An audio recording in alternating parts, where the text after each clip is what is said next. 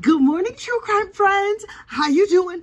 Oh my goodness. We need to talk about the state of Nevada versus Deobra Redden. This case yesterday took a shocking turn, and I was there for everything. So I'm here to break it down and tell you exactly what happened. But you know what you need to do? First, please like this video and subscribe to this channel. It helps other people find us. So look. Deobra Redden is on trial down there in Nevada for leaping across the bench and harming a judge right there in open court.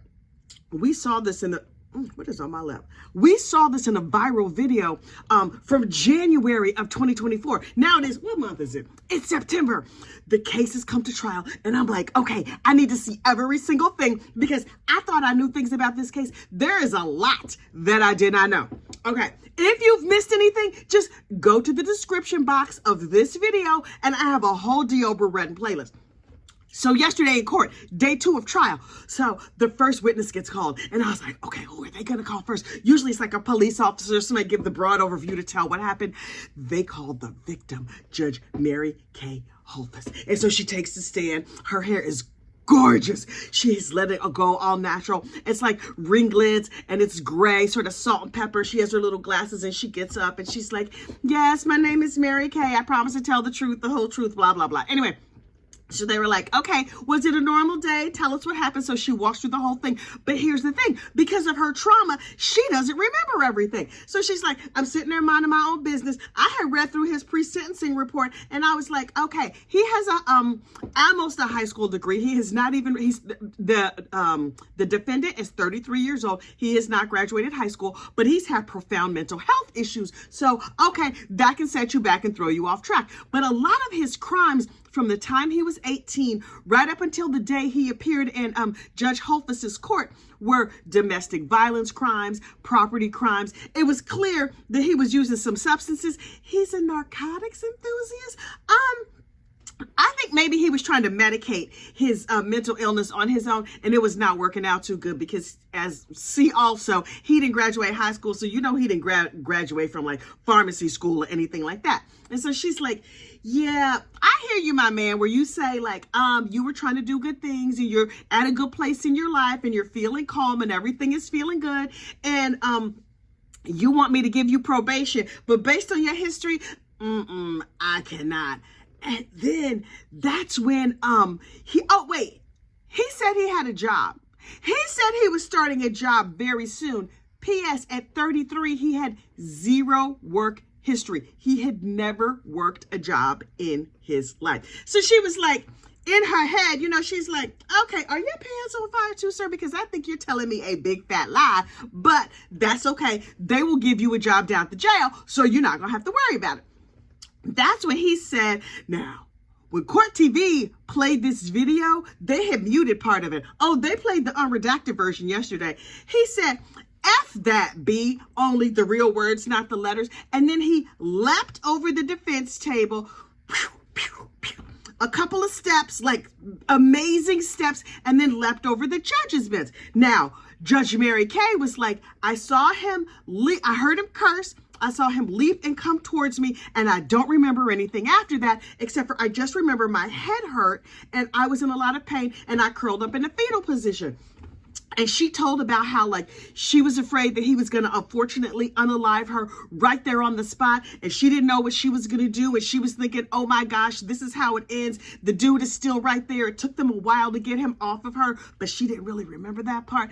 And she was like, she wept when she told the story. And she was like, I was just worried about my kids. I have 3 kids. What about my family? And I was like, oh, my gosh, Judge Mary Kay, what about your kids?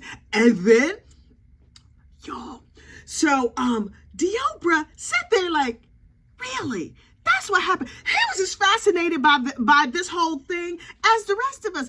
It's clear he know. I mean, in my opinion, I'm sure they talked to him about it and he saw the video or whatever, but he was just like, really? Wow. The look on his face was as though this was the first time he was hearing this information. And I was like, wow, what a dramatic story. And she was emotional. And then the defense attorney got up there. Now, this defense attorney, listen, everybody deserves a good defense. And I am not mad at a zealous advocate. But this defense attorney, sir, you might might be going to hell based on the questions that you asked the judge yesterday. He was just like, hey, Mary Kay girl, how you doing? And she was just like, I'm fine. And then the defense attorney was like, right. So you saw him jump, and yeah, you had like clumps of your hair on the floor and it was blood and all this other stuff. But do you remember specifically him hitting you? And she was like, no, because when he bonked my head, it knocked the memories out of my head. And he was like, right. You didn't have any bruises or anything, did you? I mean, after all, you're still alive. It's not like he sent you onto the endless heaven buffet. Yes, I know you thought you were going to slip the surly bonds of this earth, but you're actually still alive. Did you notice you were still alive? And she was looking at him like, what? Sir, what did you just say to me? And he was just like, I'm just saying. I mean, he didn't like kill you. You know what I mean? Like, he like gently rearranged your hair. Like, this defense attorney made it sound like she went and got like a scalp massage or something. And I was like, no, he did not. He basically blamed her. He was like, you weren't hurt that bad. I mean, yes, you got some MRIs and stuff. And she was like, I couldn't turn my head. I couldn't do this. I couldn't do that. I couldn't exercise. I couldn't do anything for months. And the defense attorney was like, but I don't exercise and I'm fine. So, okay, I don't have no more questions. Just seem pitiful to me. And I was like, this Mama Luke. Oh my God. So I was like, okay, who are they going to call next? Because clearly, Mr. Redden, he's going down. Enter Michael Lasso. Now look, Michael Lasso was the judicial assistant. And I was like, I don't know what a judicial assistant is. And then he described his job. He's basically like the executive assistant of the judge. Now, did he go to law school? Yes, he went to law school. P.S. He has not passed the bar yet because I looked it up. But anyway, Mr. Lasso went to law school and he's working down there over by the judge. He has a job for like another couple of years and he's on his computer and he looks things up and he tells the story from his point of view as somebody who did not experience a bonkation on the head, right? And so he said, I'm sitting there and I'm reading my email and in my head I was like, but when you was playing Farmville and shopping for stuff on Amazon, you can tell us the truth. But anyway, he was like, I'm out doing my computer. And I sort of tuned it out until I heard the jingle of the cuffs, like chink, chink, chink, like, you know, Bob Marley, the Ghost of Christmas Past or whatever. And then he said, then I heard the defendant curse. And I saw he's like, it was amazing. Michael Lasso, where is your YouTube channel? Mr. Lasso is a regular raconteur. The way he told this story, this man is going to be having free beer at every bar for the rest of his life. He was a beautiful storyteller. So, you know, I looked him up too. He used to be a radio DJ. Oh, me too, back in the day. And he used to work for CNN and he did video production and stuff like that. And I'm like, Mr. Lasso, you kind of really don't even have to pass the bar because we see where your gifts lie and they lie in telling the story. So he was like, dude, let me tell you what happened. And I was like, dude, tell us every single thing. And so he was like, so I'm over here playing Farmville on my computer. And this dude puts one hand on the defense table and just like, boom, leaps right over. He's like, it was the most amazing thing. I thought I was at the Olympics. And chew, chew, chew. Then he's like, I thought he was going to run for the door and try and leave. But no, he did like a Superman fly, like flies through the air with the greatest of ease and landed on the judge. And Michael Lasso was like, I was like, ruh-roh. And so he said that this defendant grabbed the judge by the hair and was banging her head against the marble wall that is behind her bench. That's the part that Judge Mary Kay did not remember because Deobra Redden bonked all the sense in the memory out of her head. Now, when I said that Deobra was like banging her with a gavel, I was incorrect, and I will stand corrected here right now. Turns out he grabbed her by the hair and just would not let her go, and was banging her head against a marble wall. And so Michael Lasso and all his I never had a fight in my life skill was just like, okay, I'm going to grab the dude who's clearly out of his mind or whatever. He's like, the judge and Deobra Redden were face to face, like this close, like 2 inches from each other. And he's screaming all in her face. He's like, and I put my arms around him and I'm trying to drag him off and I couldn't get him off. Also, Mr. Lasso, you're teeny compared to Mr. Redden. I'm not saying that Michael Lasso was a short dude, but he's kind of a short dude. And he was like, I'm fighting and I'm struggling and I'm trying to get him off the judge and I can't make him move. That's what we didn't see behind the bench. I thought that Deobra flew over the judge's bench, knocked the judge down, and then got immediately pulled off. No, in all the time we couldn't see him, he was continuing to assault her over and over and over, hitting her and back. Terrible. Pulled out some of her hair. And so finally, one of the corrections officers and a district attorney got back there. It took 3 grown, full-size men to drag Deobra off of the judge. And I was like, get out of here.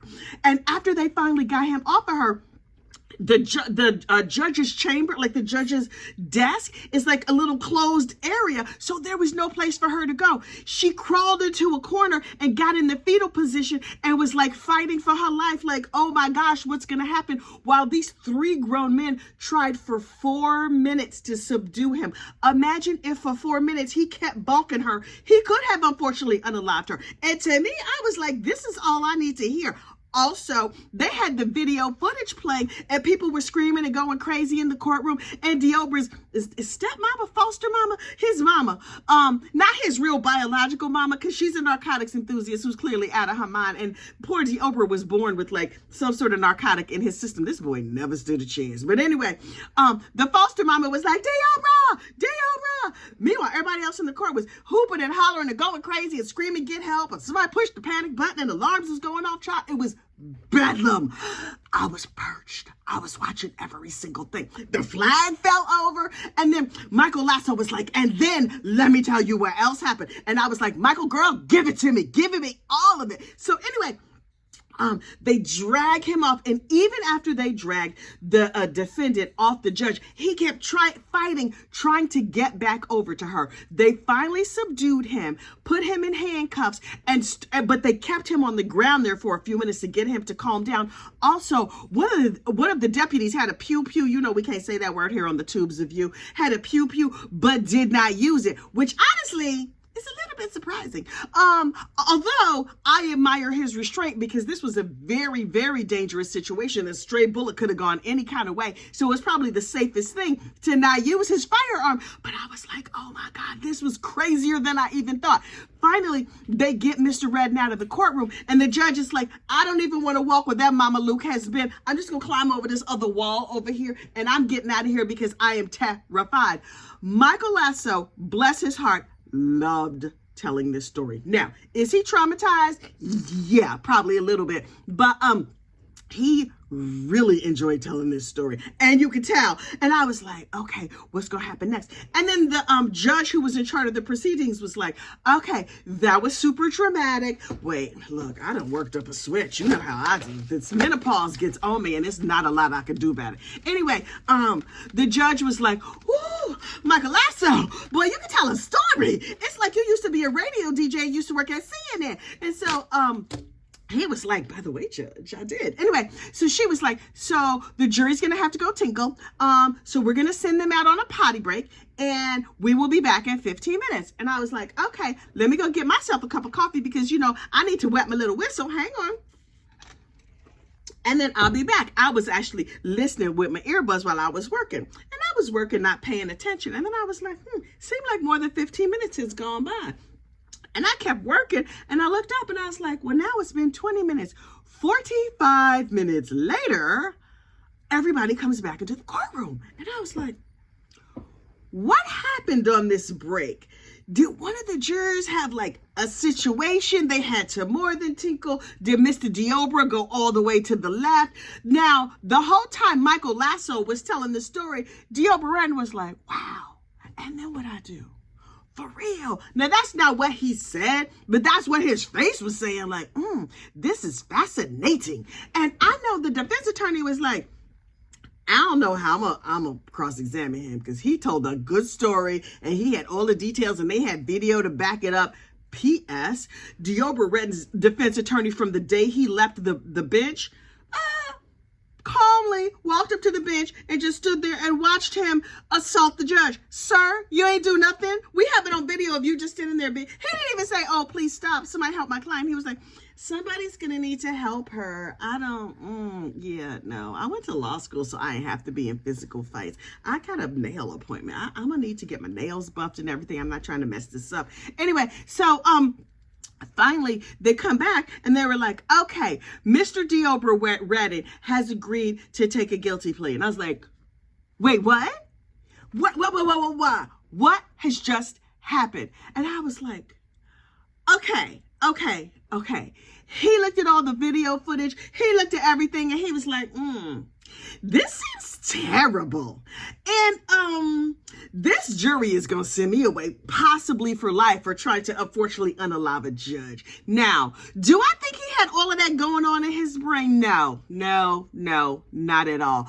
I think, bless his little heart, Mr. Deobra Redden was born with many, many disadvantages, including a crackhead as a mama. He was born with crack in his system. Also, he has a real ticklish brain himself that he has clearly been trying to medicate on his own. And now that they got all of his squirrels running in the same direction on the little wheels of his brain, the squirrels was like, we just doing what we can to keep up. But his lawyers and them was like, boo-boo, this not going to go good for you. You need a plea. Now, I said yesterday that he was going for NGRI, not guilty by reason of insanity. What he really should plead is guilty by reason of insanity. Like, I'm not saying I did that.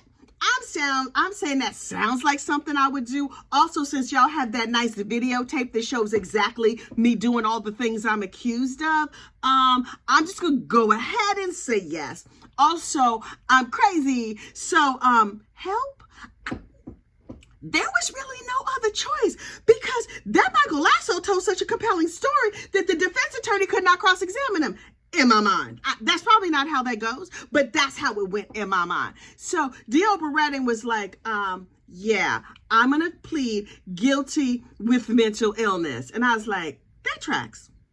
That seems exactly right. And so the judge had to go through and read all of the legal law stuff. And she was just like, okay, you're pleading this and this and this and this, and you could get a sentence of this and you could get a sentence of that. Do you understand? And he was like, very slowly, yes, I understand. And I was like, did he take all the medication today?